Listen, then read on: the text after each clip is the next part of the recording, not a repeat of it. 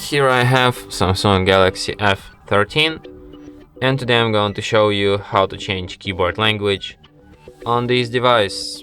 So firstly you have to open settings, then go to the general management, Samsung keyboard settings, languages and types, manage input languages. So here you can see the whole list of the available languages. Like you have pre-installed languages, and you also have available languages which you have to firstly download from the internet in order to use them.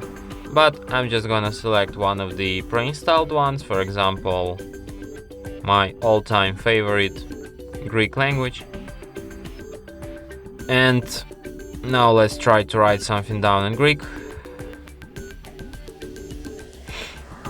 And as you can see, now I have Greek layout here on my keyboard. Unbelievable. And that's it. Thanks for watching. If you find this tutorial useful, don't forget to hit that like button and subscribe to our channel.